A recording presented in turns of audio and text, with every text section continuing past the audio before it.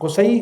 Was the first man in Arabian history جنہوں نے مکہ کو دوبارہ سے ری یونائٹ کیا، سارے قبیلوں کو جو آپس میں پھیلے ہوئے تھے ان کو اکٹھا کیا۔ ان میں سے کم ہی کو بندہ ایسا ہوگا سرداروں میں سے کہ جس کو آپ پورے دیں اور آپ کو پتہ نہ لگے کہ یہ نبی صلی اللہ علیہ وسلم کا کیسے رشتہ دار تھا۔ ایوری ون واز ریلیٹڈ، اور ان کی جس کی بھی زیادہ ویلیو ہوتی تھی سوشل، وہ اس فارمولے کو لازمی اڈاپٹ کرتا تھا اور اس کو چلاتا تھا، یعنی they would marry out of the family with the elite families.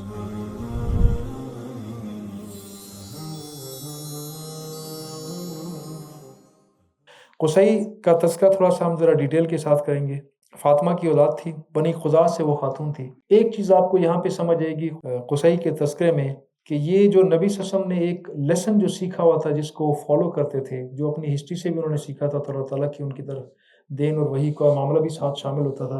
اور وہ انہوں نے ہسٹری سے ایک چیز سیکھی ہوئی تھی کہ عرب کے کلچر کے اندر آپ کا جو سسرالی خاندان ہوتا ہے وہ آپ کے ساتھ ہمیشہ کھڑا ہوگا۔ سسرالی خاندان آپ کے ساتھ دشمنی نہیں کرے گا اور وہ آپ کے ساتھ حت الوسع مدد کرے گا۔ یہ وہ ایک لیسن تھا جو نبی صلی اللہ علیہ وسلم کے آباء و اجداد نے پکڑا ہوا تھا، اور ان کی جس کی بھی زیادہ ویلیو ہوتی تھی سوشل، وہ اس فارمولے کو لازمی اڈاپٹ کرتا تھا اور اس کو چلاتا تھا، یعنی they would marry out of the family with the elite families. جہاں جہاں جس کا جتنا رسم و رسوخ ہوتا تھا وہ ایلیٹ فیملی کے ساتھ جا کے شادی کرتا تھا۔ اور نبی صلی اللہ علیہ وسلم کے جو آس پاس کے خاندان کی جب میں آپ کے پاس جب ان کے شجرے بیان کروں گا، آپ کو حیرت ہوگی کہ یہ سارے کا سارا ٹولہ جو تھا جو نبی صلی اللہ علیہ وسلم کے سامنے جنگوں میں کھڑا رہا ہے، they were all very close relatives of each other۔ ہر بندہ، ان میں سے کم ہی کو بندہ ایسا ہوگا سرداروں میں سے کہ جس کو آپ پورے دیں اور آپ کو پتہ نہ لگے کہ یہ نبی صلی اللہ علیہ وسلم کا کیسے رشتہ دار تھا۔ ایوری ون واز ریلیٹیو، کوئی بیٹی کی طرف سے، کوئی بھائی کی طرف سے، کوئی چاچے کی طرف سے، کوئی ماموں کی طرف سے، کوئی پھوپھی کی طرف سے، and they were interrelated because ان کی کمپلشن ہوا کرتی تھی کہ جب اس خاندان کے ساتھ میری شادی ہو جائے گی، اگر ماں میری اس خاندان کی ہے اس وجہ سے، اور اگر میری بہو اس خاندان کی ہے یا میں اس خاندان سے بیاہ گیا ہوں، تو یہ خاندان میرے ساتھ جڑ جائے گا اور میری اسٹرینتھ ایمپلیفائی اور مزید کوانٹیفائی ہو جائے کرے گی۔ اس کو یہ چلاتے تھے، اس کو بڑے اسٹرانگلی استعمال کیا کرتے تھے۔ قصی کی تذکرے میں ان کے پولیٹیکل جو ہیں سروسز بہت زیادہ ہیں، اور ان کی جو ایڈمنسٹریٹو سروسز ہیں مدینہ، یہ مکہ کی سوسائٹی کی، وہ is like a pioneer person, جنہوں نے مکہ کی اس آبادی کو، جو کہ ایک بدو قسم کی آبادی تھی، اس کو اسماعیل علیہ السلام کے بعد کے جب زمانے کے تخت و تاراج میں جو معاملات ڈفرینٹ ہوتے رہے، اس کو دوبارہ سے ریوائیو کیا، اور وہی پرانی اسٹرینتھ دوبارہ انہوں نے اٹین کی because of the policies of this Qusai, جنہوں نے بڑے زیرک طریقے سے اپنے ریلیجن کو استعمال کیا، بزنس کو استعمال کیا، خاندانوں کو استعمال کیا، اور عرب کا جو آپس میں یہ جو کلین جو ہوتے تھے، جو قبیلوں کے آپس میں جو نوٹس ہوتی تھی، اس کو بڑا اسٹرانگلی انہوں نے استعمال کیا ہے۔ زہرہ بن کلاب جو ہے، ایک بھائی زہرہ بن کلاب تھا اور ایک قصی بن کلاب تھا، یہ دونوں تھے۔ بنو زہرہ سارے کے سارے وہاں سے سٹارٹ ہوتے ہیں۔ بنو زہرہ کے سے آپ کے ذہن میں نام کس کا آتا ہے؟ بنی زہرہ سے کون ہے؟ زہرہ کا نام ہم صرف ایک خاتون کی وجہ سے جانتے ہیں، اینڈ دیٹ از نبی صلی اللہ علیہ وسلم کی والدہ۔ نبی صلی اللہ علیہ وسلم کی والدہ بنو زہرہ سے ہے۔ یہ زہرہ جو ہیں قصی کے دوسرے بھائی زہرہ بن کلاب، قصی بن کلاب، زہرہ بن کلاب۔ نبی صلی اللہ علیہ وسلم قصی بن کلاب کی اولاد سے اور زہرہ بن کلاب کی اولاد سے، ان کی والدہ حضرت آمنہ بنت وہب وہاں سے سٹارٹ ہوتی ہیں۔ یہ وہاں سے جا کے ان کا پانچویں پشت میں جا کے ان کا آپس میں یہ ریس جا کے جڑتی ہے۔ ان کے بیٹے جو تھے عبد المناف، اور ان کے بیٹے ہاشم، ان کے بیٹے Abdul Muttalib. Qusai was the first man in Arabian history جنہوں نے مکہ کو دوبارہ سے ری یونائٹ کیا، سارے قبیلوں کو جو آپس میں پھیلے ہوئے تھے ان کو اکٹھا کیا۔ یہ خیموں کی صورت میں خانہ کعبہ کے آس پاس رہا کرتے تھے۔ کلاب نے قصی نے ایز این ایلڈر، ایز سردار، as the chief of the tribe, he ordered everybody کہ اپنے خیموں کو گرا کے ان کی جگہ پتھروں کے گھر تعمیر کرے، جس نے خیمے میں رہنا ہے پہاڑوں پہ جا کے رہے۔ That was the first time جو دوبارہ ری جنریشن آف ہسٹری ہوئی ہے۔ درمیان میں کیسے ختم ہوئی، کیوں ہوا، کیا معاملہ ہوا، اس کا کہیں پتہ نہیں چلتا، لیکن قصی کے آرڈر سے دوبارہ خانہ کعبہ کے آس پاس first time permanent resident start ہوئی ہے۔ اس کے علاوہ لوگ اوپر پہاڑوں کے اوپر گھروں میں رہتے تھے، اور یہاں پہ خیموں میں، یعنی ٹیمپرری ہاؤسز ان کے ہوتے تھے، نیچے آ کے اس خیمے میں رہا کرتے تھے۔ اس کو انہوں نے ختم کر کے پکا اس کو پرماننٹ ہاؤسز میں تبدیل کیا، اور تب سے جو بڑے بڑے سردار تھے، سرداروں کے گھر اس خانہ کعبہ کے آس پاس بننے شروع ہوئے، جو نبی صلی اللہ علیہ وسلم کی حیات، ان کی ولادت کے وقت بھی سرداری کی علامت یہ تھی کہ خانہ کعبہ کے آس پاس اس کا فلاں گھر موجود ہے۔ اس طریقے سے وہ پہچانے جاتے تھے۔ بے شمار صحابہ اسی قصی بن کلاب کی اولاد میں سے ہیں، ان کے آگے ریسز کافی زیادہ ہیں۔ جوانی میں انہوں نے خانہ کعبہ کا کنٹرول جو ہے وہ کس طریقے سے حاصل کیا تھا. جس وقت Qusai was in the race and he was a young man, اس زمانے تک درمیان کے تقریباً کوئی 60-65 پشتوں کی اس چینج کی وجہ سے یہ جو خانہ کعبہ کی جو چابیاں تھیں یہ آل اسماعیل کے پاس نہیں تھیں. اس ٹائم یہ ہوا کرتی تھی خزاع کے پاس. خزاع اس شخص کا قبیلہ ہے جس کو ہم عمر بن لوہی کے نام سے میں نے آپ سے تذکرہ کیا تھا. وہ پہلا آدمی جس نے عرب میں بت پرستی کا آغاز کیا تھا. پہلا بت جس نے بنا کے سیریا سے بنوا کے لا کے خانہ کعبہ میں لا کے رکھا تھا وہ عمر بن لوہی اس خزاع کا سردار تھا. اور اسی کی چوتھی پانچویں چھٹی پشت کے اندر آ کے اسی خاندان میں سے ایک خاتون جو تھی اس کے ساتھ نکاح ہوا قصی بن کلاب کا. قصی کی والدہ آپ کو میں نے بتایا کلاب کی وائف یعنی قصی کی والدہ قزاع خاندان کی ہے، اور قصی نے خود خزاع سے شادی کی اور خود آل عدنان سے ہے. آل عدنان پلس قزاع اینڈ پلس خزاع یہ تین کلینز اس بندے نے اکٹھے کیے and then he enjoyed the result of this. Not only he his races enjoyed the result of it, جہاں پہ انہوں نے ان تین کلینز کو جو آپس میں توپ تفنگ ہوتے تھے سب کو اکٹھا کر دیا. اس کا افیکٹ کیا ہوا؟ جو ان کی وائف تھی حبہ بنت حلیل ان کا نام تھا، حبہ بنت حلیل. حبہ بنت حلیل اس سردار کی بیٹی تھی اور وہ بیوہ تھی.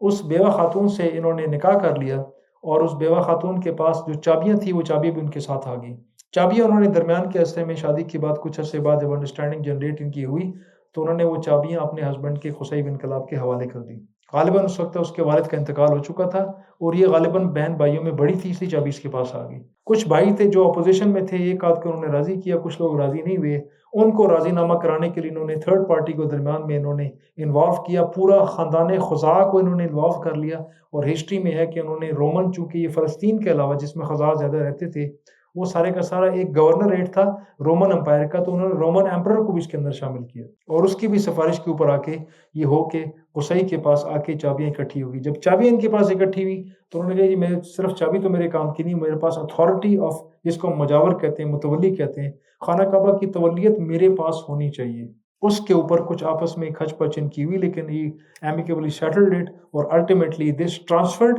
Because of this marriage it transferred from بنی خزاع اگین ٹو آل عدنان. شروع میں آل اسماعیل کے پاس تھی، ابھی دوبارہ آل اسماعیل کے پاس آ گئی. دس واز میریکلس جو ہیروئک کام تھا قصی کا اس پوری ہسٹری میں سب سے بڑا، وہ ان کا کام اصل میں یہ تھا کہ انہوں نے اس طریقے سے یہ چابی دوبارہ ان سے ہتھیا لی اور چابی ان کے پاس آ گئی. چابیاں بھی ان کے پاس آئی ہیں، اس کے جو اندر کے خزانے تھے وہ بھی، اور کچھ اسماعیل علیہ السلام کی کچھ نوادرات تھیں جو کہ چلتی رہی، نبی صلی اللہ علیہ وسلم کی حیات تک وہ موجود تھیں. کچھ تیر، کچھ اور چیزیں پڑی ہوا کرتی تھیں، کچھ تلواریں تھیں، وہ بھی ان کے پاس آگے آٹومیٹیکلی شفٹ ہو گئی. قصی نے تجارت جو تھا، تجارت والا جو معاملہ تھا اس کو بڑا اسٹرانگ کیا اور اس میں ان کی جو انوویشن تھی بڑی ہائی کلاس کی تھی. انہوں نے مکہ کی پوری آبادی کے اوپر ٹیکس لگا دیا کہ حاجی سارے کے سارے یہاں پہ آتے ہیں، یہ ایک خاندان کے دسترس میں نہیں ہے، نہ ہم اتنے امیر قبیلے سارے کے سارے کہ ہم اتنے ہزاروں لاکھوں کے حساب میں آنے والے حجاج کی ہم خدمت کر سکیں. تو ہم چاہتے یہ ہیں کہ ہم ان لوگوں کو کھانا بھی ادھر ہی خود کھلایا کریں اور ان لوگوں کو کھانے کے لیے پیمنٹ نہ کرنی پڑے، اور ان کو لباس بھی ہم پہنایا کریں، ہم ان کو دیں اور ان کو خریدنا نہ پڑے. اس چیز کے لیے انہوں نے اس پورے مکہ کی پوری آبادی کے اوپر، تمام قبیلوں کے اوپر ٹیکس لگا دیا جس کو رفادہ کہتے تھے. Rifada is the word which will hear and read again and again history کے اندر کہ مکہ میں نبی صلی اللہ علیہ وسلم کی ظہور کے ٹائم میں ان کے پاس کلیہ، رفادہ اور یہ چیزیں، سقایا، خانہ کعبہ میں زمزم کے پانی پلانے کو کہتے تھے کہ ایک لواء ہوتا تھا، اور مختلف ان کی 12 ان کی منسٹریز تھیں، منسٹریز بن چکی تھی پراپر. یہ ان میں سے ایک منسٹری جو تھی وہ منسٹری کیا تھی کہ پورے عرب کا، مکہ کا اسپیشلی سارے کا سارا پر فیملی ٹیکس اس کے پاس، اس خاندان کے پاس اکٹھا ہوتا تھا، جو اس نام پہ اکٹھا ہوتا تھا کہ جب ذی الحج میں لوگ حج پہ آئیں گے تو اس پیسوں میں سے ان کے اوپر خرچہ کیا جائے گا، ان کو کھانا ہم ایز اے ہوسٹ کھلائیں گے. یہاں سے یہ منسٹری بنی اور یہ منسٹری بعد میں لوگوں کے لیے پاؤں کی بیڑی بنی اور اس کے پیسے اتنے زیادہ تھے، اینول کلیکشن اتنی زیادہ ہوتی تھی. بعد میں مکہ سے ایکسپینڈ کر کے مکہ سے باہر بھی چلا گیا، پورے عرب کو انہوں نے اس کے اندر شامل کر لیا کہ اس کی جو انکم تھی، جو ریونیو تھا، وہ اتنا ہائی کلاس کا تھا کہ کوئی بندہ اس رفادہ کو چھوڑنے کو تیار نہیں تھا. سقایا کا بھی ایسی مسئلہ تھا، رفادہ کا بھی ایسے تھا، خانہ کعبہ کی چابی کا بھی ایسی تھا. This was authority, this was a prestige, this was a respect, this was a title